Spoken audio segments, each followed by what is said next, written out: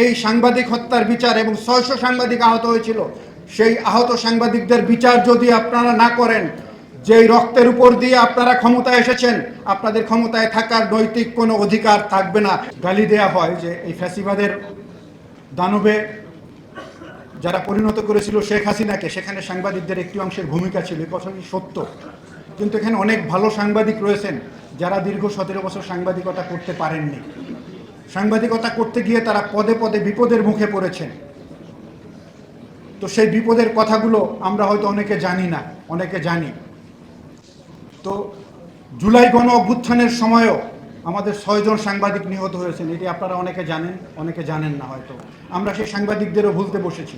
আজকে যদি সেই ৬ জন সাংবাদিককে একটু স্মরণ করি যে আমাদের জুলাই গণ অভ্যুত্থানে যারা শহীদ হয়েছেন, শহীদ তাহির জামান প্রিয়, এটিএম তুরাব আলী, হাসান মেহেদি, শাকিল হোসেন, প্রবীর কুমার এবং সোহেল আখুঞ্জি নামে ৬ জন সাংবাদিক নিহত হয়েছেন। 18 জুলাই 2 জন সাংবাদিক নিহত হয়েছেন। এই 2 জনের মধ্যে রয়েছেন হাসান মেহেদি এবং শাকিল হোসেন। 19 জুলাই 2 জন সাংবাদিক শহীদ হয়েছেন, একজন হচ্ছেন তাহির জামান প্রিয় এবং এটিএম তুরাব আলী সিলেটের।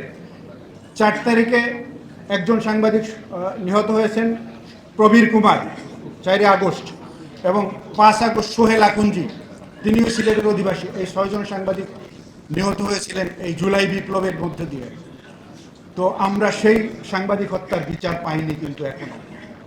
আজকে যেমন 1400 শহীদের বিচারের দাবি করছি, একই সাথে আমি সাংবাদিক প্রতিনিধিদের পক্ষ থেকে সেই 6 জন সাংবাদিক হত্যাকারীর বিচার আমি স্পষ্টভাবে এই সরকারের কাছে চাই। আজকে শহীদদের বিচার নিয়ে নানা ধরনের ছলচাতুরি চলছে। সেই বিচারের দাবি আদায়ের জন্য কিন্তু কথা বলছেন, কথা বলবেন।